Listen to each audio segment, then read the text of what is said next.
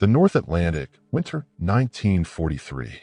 A convoy of 30 merchant ships, guarded by 6 Royal Navy escorts, vanished into the fog and was never seen again.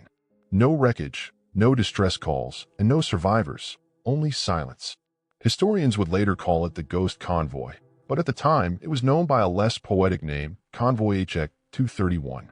It left Halifax, Nova Scotia on March 5, 1943, bound for Liverpool with cargo vital to the war effort: aviation fuel, munitions, and grain. The men aboard were a mix of seasoned sailors and young recruits, ordinary seamen who had learned to live with the constant threat of U-boats lurking below. Escorting them was a small but capable force from the Royal Navy's Western Approaches Command, the destroyers HMS Volunteer and HMS Witch, along with several corvettes, including HMS Vervain and HMS Lotus. Their orders were simple: get the convoy safely across the most dangerous stretch of ocean on Earth. But by March 10th, 5 days out, reports began to trickle in, messages fading mid-transmission, ships losing formation in a dense fog bank hundreds of miles off Iceland. The weather report that day noted calm seas and only light mist. Yet radio operators at Bletchley Park intercepted a broken Morse transmission from one of the escort ships: fog not natural, visibility nil, bearing unknown. The message cut off before the sender could identify themselves.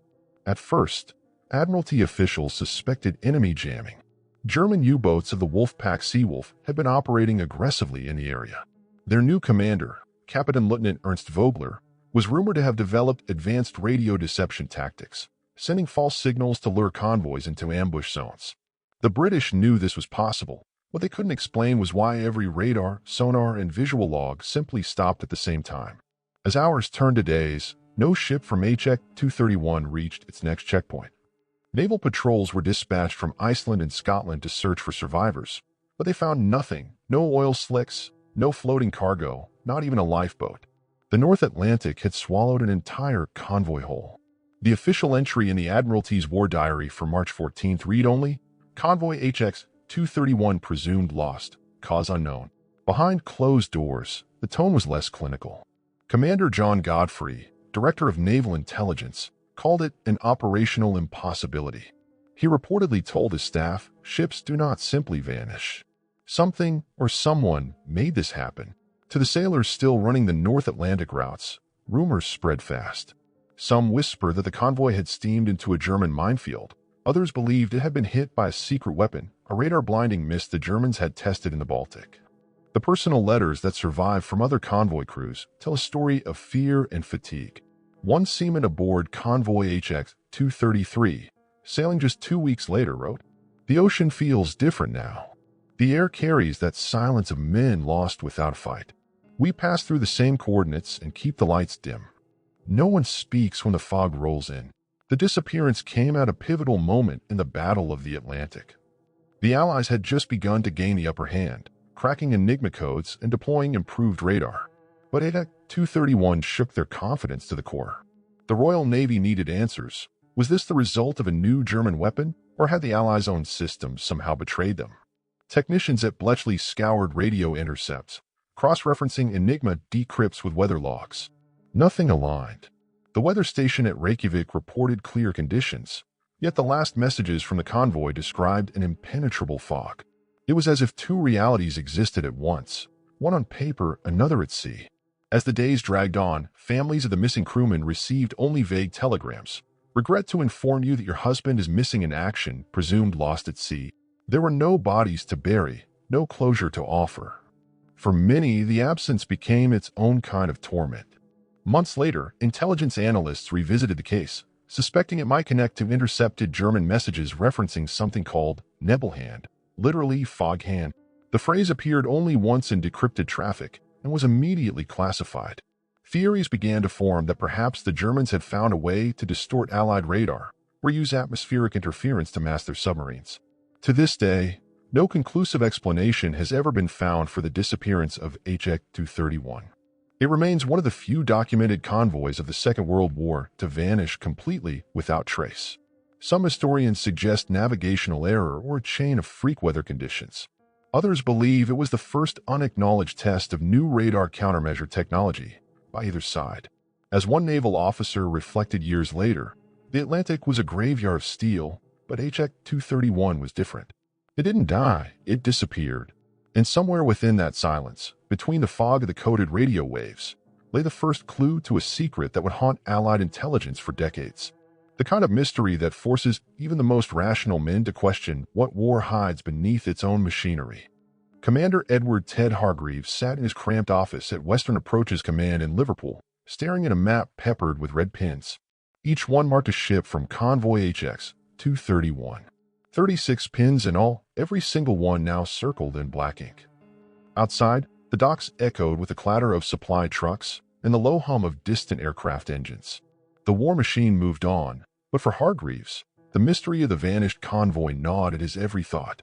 A career naval officer and veteran of the Norwegian campaign, Hargreaves had seen men die, ships sink, and plans fail. But this was different. There had been no SOS, no wreckage, no logical explanation. It wasn't just a loss, it was an erasure. His superiors wanted a report. The Admiralty needed answers, and fast. His investigation began with the convoy's last known coordinates, 58 degrees north, 31 degrees west, roughly halfway between Newfoundland and Iceland. The convoy had reported light mist on the morning of March 10th. Hours later, it was gone. Hargreaves requested decrypted communications from Bletchley Park and weather data from the Icelandic Meteorological Office. The results only deepened the confusion. There was no record of severe fog, no sign of a storm, and no indication of a U-boat wolf pack in that exact area. The contradictions bothered him. If the weather was calm, why had 6 destroyers and corvettes failed to respond to distress calls? Why had radar contact from RAF Coastal Command patrols vanished so suddenly? In his personal log dated March 22, 1943, Hargreaves wrote, "Something moved in the fog that day. Not a ship, not a sub. Something organized. I can't prove it, but the pattern of disappearance is deliberate, not random." This was no accident. The pressure mounted. By April, the convoy losses in the North Atlantic had reached alarming numbers. The newspapers called it the Black Spring. Prime Minister Churchill demanded results from the Admiralty, warning, "The Battle of the Atlantic is the only thing that ever really frightened me." Hargreaves knew that fear well. It hung in every hallway of Western Approaches, a cold, unspoken dread. He began interviewing officers from nearby convoys, those who had sailed similar routes during the same week. One recalled hearing a faint signal, something like distress code, but scrambled and impossible to read. Another reported a metallic echo on sonar that disappeared as soon as it was detected. None of it made sense. Hargreaves suspected that German U-boats had found a new method to mask themselves. Or worse, to blind Allied detection entirely. Bletchley Park analysts mentioned encrypted German traffic referencing Project Nebelhand, a term meaning fog hand. It wasn't much, but it gave the commander a starting point.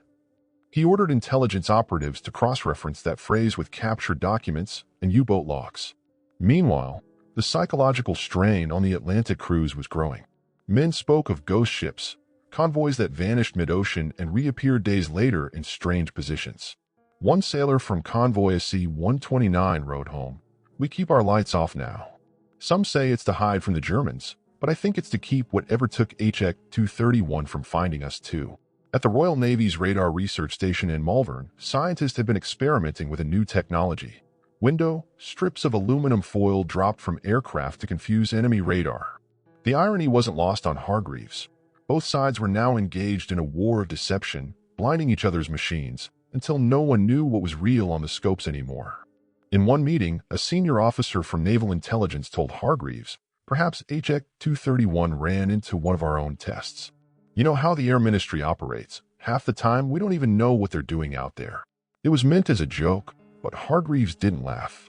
He began to suspect that the disappearance might not be due solely to enemy action. Something about the official weather records didn't match the convoy logs.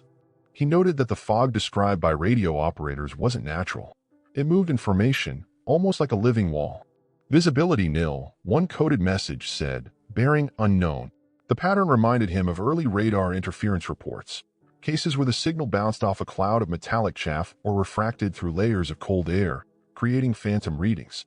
Could it be that HX-231 had been caught in a man-made anomaly?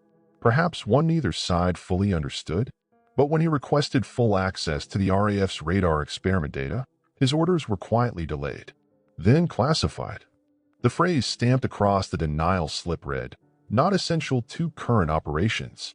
That night, Hargreaves wrote in his diary again, "The sea does not lie. If a convoy disappears, it leaves a scar. But this one left none. Someone is hiding the truth, either from the enemy or from us." Weeks passed, and still, no new evidence surfaced. The Admiralty prepared to close the case, listing HX 231 as lost due to enemy action. But Hargreaves couldn't let it rest. He had one last lead, a survivor's message intercepted by a coastal radio station in Newfoundland. A single line of Morse before the signal was swallowed by static. Fog not natural. It wasn't much, but it was something. Enough to keep the file open, and enough to draw Hargreaves deeper into a secret he was never meant to uncover. As he looked out over the gray Mersey waters, the commander muttered to himself, "If the sea won't give up its dead, perhaps the fog will." By early spring of 1943, the war in the Atlantic was reaching its fever pitch. Convoys still sailed, but the ocean felt haunted, an expanse where men vanished and signals died mid-transmission. That was when U.S. naval intelligence intercepted a fragment of a German message from a U-boat somewhere south of Greenland. The translation contained a chilling phrase, "Operation Nebelhand successful. Testing complete." The term Nebelhand, meaning fog hand, quickly reached the desks of analysts at Bletchley Park. Commander Edward Hargreaves was summoned to London for a closed briefing. Around the table sat cryptanalysts, signals officers, and two representatives from the U.S. Office of Naval Intelligence. They pored over the decrypt, printed on flimsy paper and smudged from handling. The context was incomplete, but the message referenced visibility disruption, convoy confusion, and a successful concealment trial. "What kind of concealment?" Hargreaves asked.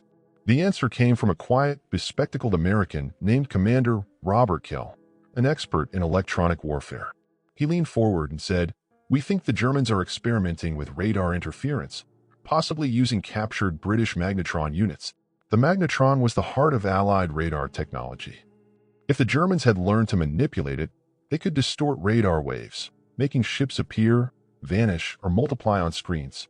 That alone could explain how HX 231 had seemed to dissolve in fog. But how could U-boats deploy such technology at sea? To find out, Allied intelligence turned to capture documents from U-boat U-373, sunk near the Bay of Biscay weeks earlier. Among the items recovered was a waterproof notebook containing frequency notations and references to Licht-Nebelgerät, translated as light fog device. Scientists at Malvern examined the data and concluded it was theoretically possible to generate artificial ionized mist using radio emissions combined with chemical dispersion, essentially a radar-blinding fog. The Germans, it seemed, were testing this at sea. And if HX 231 had stumbled into one of those trials, the results could have been catastrophic. Hargreaves began to see a grim pattern forming. German communications mentioned an exercise area between 57 degrees and 59 degrees north, the exact corridor used by the convoy. The ships might have sailed straight into an electromagnetic experiment designed to disorient radar, sonar, and even compass bearings. He noted grimly in his report, "If such technology exists, it not only blinds our instruments, it blinds our command. An entire fleet could vanish from its own eyes." But the Admiralty hesitated to publish this theory. Admitting that a German countermeasure could neutralize Allied radar would be devastating to morale. Officially, HX 231 remained lost to U-boats.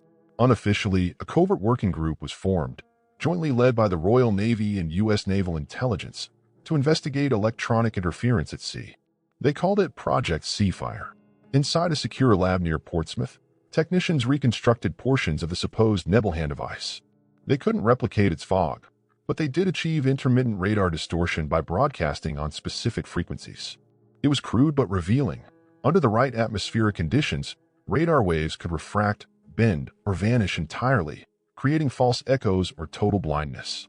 As one scientist remarked, "It's as if the sea turns to glass. You think you're looking at ships, but you're only seeing your own reflection." For the men at sea, these experiments had a human cost. Convoys began reporting ghost contacts, phantom ships on radar that never appeared visually. Escorts would pursue shadows that melted into static. Sailors became jumpy, and commanders increasingly relied on instinct over instruments. In a letter to his wife, Hargreaves wrote, "War has always been fought in fog, but this is a new kind. You can't see it, can't smell it. It seeps into your mind. The enemy is learning to make us doubt our own eyes. By May 1943, Bletchley decrypted one more fragmentary German message, apparently from Admiral Donit's headquarters. Nebelhand to remain experimental. Loss is unacceptable. Redeploy to Baltic. If accurate, it meant the Germans had abandoned large-scale tests in the Atlantic after unforeseen consequences. But those consequences were never explained. In the classified margins of the file, an analyst scribbled, could HX-231 have been destroyed by their own weapon?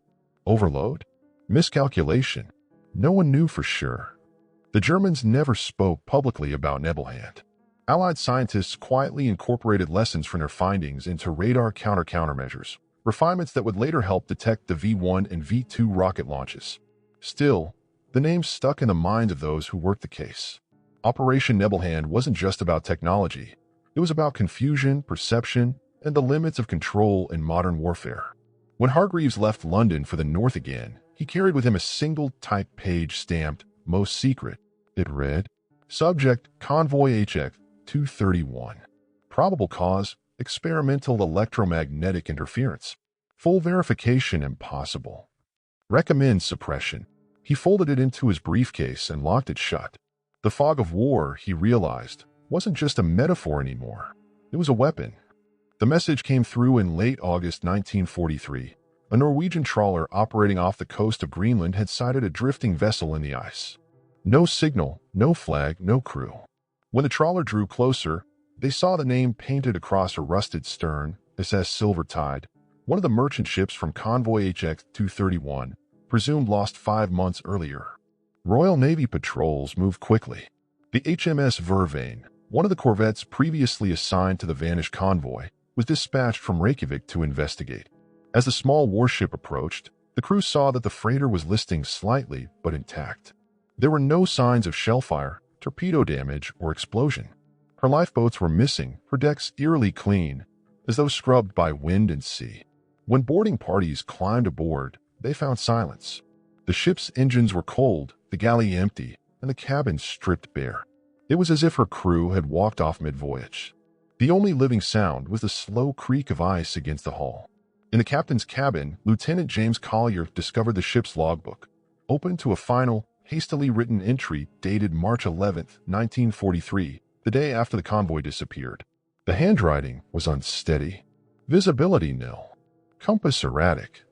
Receiving orders. Origin uncertain. Heading 54 degrees north by 22 degrees west. We sail in circles under silent orders. No further entries followed.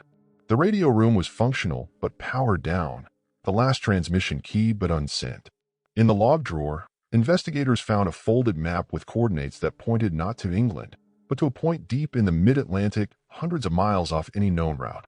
The Silver Tide was towed to a naval station in Reykjavik, where a joint Anglo-American team examined her. There were no signs of gunfire, no sabotage. The cargo, crates of copper ingots and aviation parts, was untouched. But one thing puzzled the engineers: the ship's radar antenna had been modified.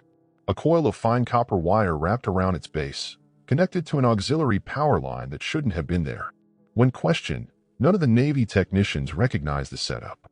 Hargreaves, summoned to Iceland, stood on the deck of the Silver Tide as she steamed into the fjord. He ran his hand along the cold railing, sensing the weight of the unanswered. 5 months adrift, he murmured, and not a single clue where she's been. Back in the Reykjavik operations room, analysts examined the ship's logs, attempting to trace its course by dead reckoning. It seemed the Silver Tide had drifted far north of the original convoy route, too far for mere current to explain. Her fuel reserves suggested she had run under power for at least 2 days after her last recorded message. But to where? And under whose direction? One theory emerged. Perhaps she had been caught in a German deception experiment, diverted by falsified radio orders. The silent orders in the log hinted that her crew might have been tricked by counterfeit Allied signals, a tactic both sides had begun to explore. Yet the detail about compass erratic suggested something stranger: magnetic interference or deliberate signal distortion. In a confidential report dated September 2, 1943, Hargreaves wrote, "The Silver Tide presents no evidence of engagement, yet the crew is absent without distress signal. The log entry implies they believed they were following Allied command.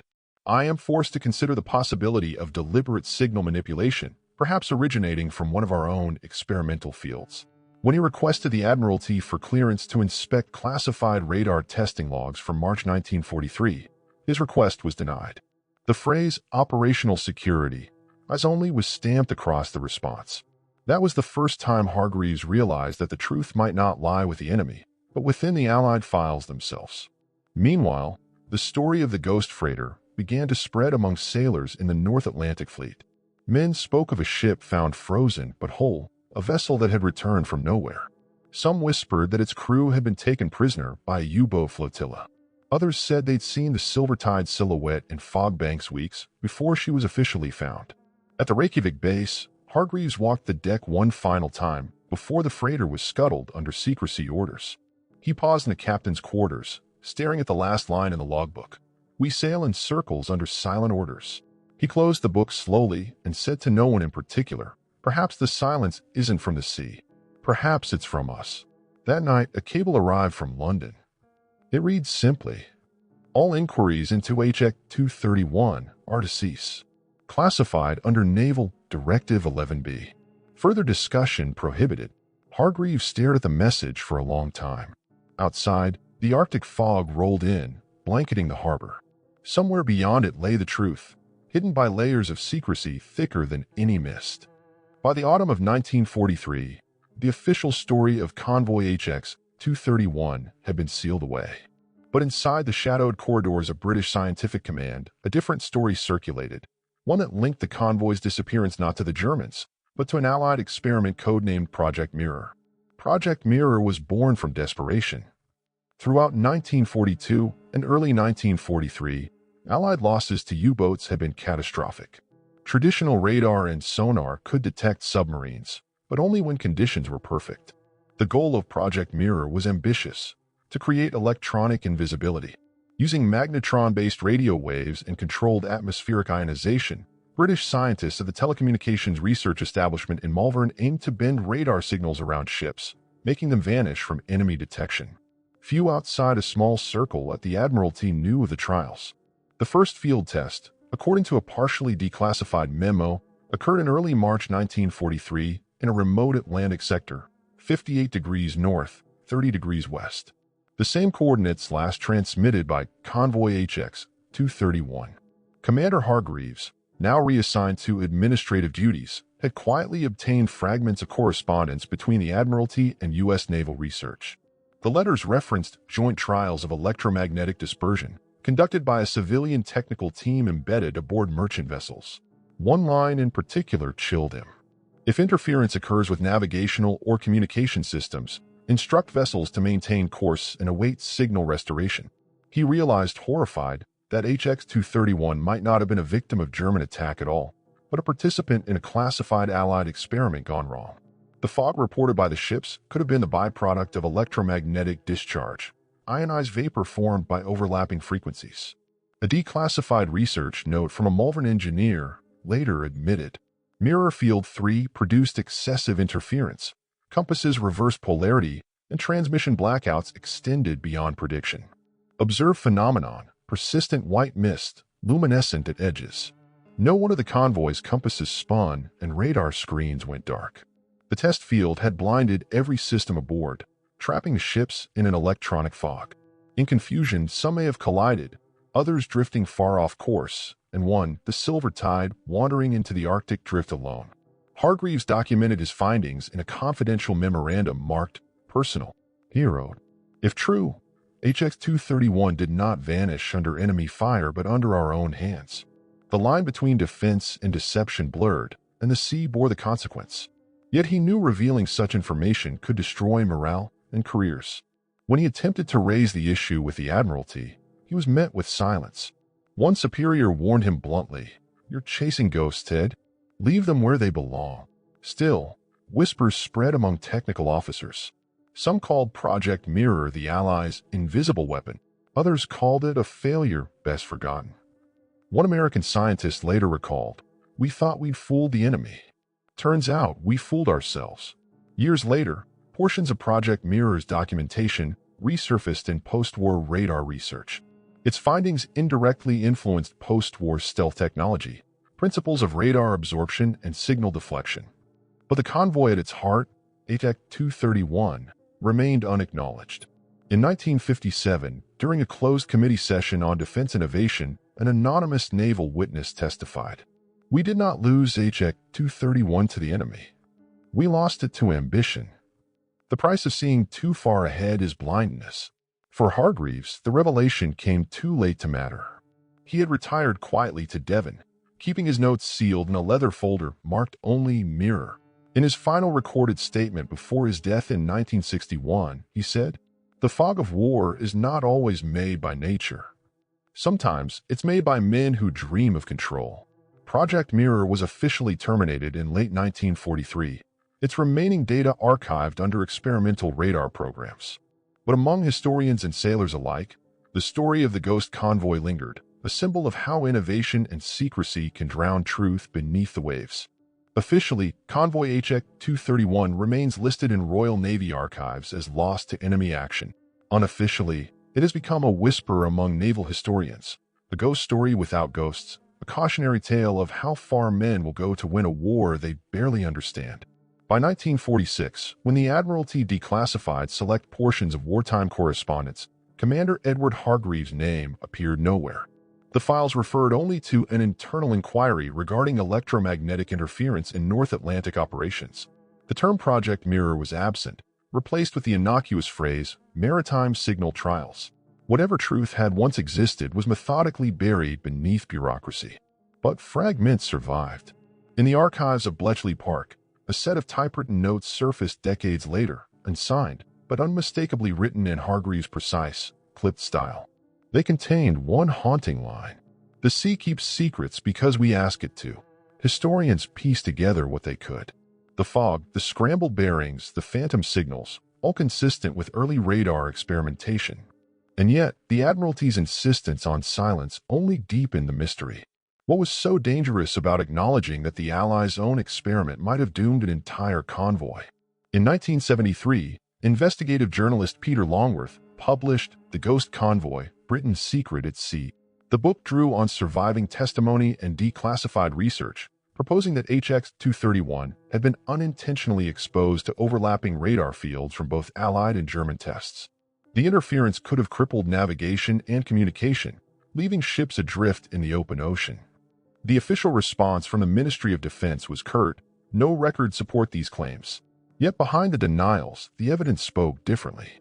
Declassified U.S. naval research papers confirmed joint trials with the British during early 1943 aimed at field distortion phenomena. A 1944 memo from the Office of Scientific Research and Development even referenced the Atlantic incident as a case study in electromagnetic hazard. For the families of the 600 men lost with HX 231, no answers ever came. Their names are etched on the Tower Hill Memorial in London, alongside thousands of others who vanished into the Atlantic.